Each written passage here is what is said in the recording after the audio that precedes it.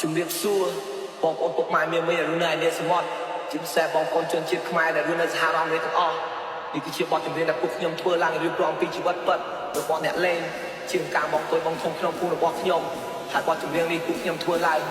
ដើម្បីនិយាយទៅកាន់កូនខ្មែរក៏ដូចជាមនុស្សទាំងអស់អ្វីដែលខ្ញុំចង់និយាយគឺខ្ញុំចង់ឲ្យខ្មែរមានចិត្តរបស់ខ្មែរជីវិតខ្ញុំ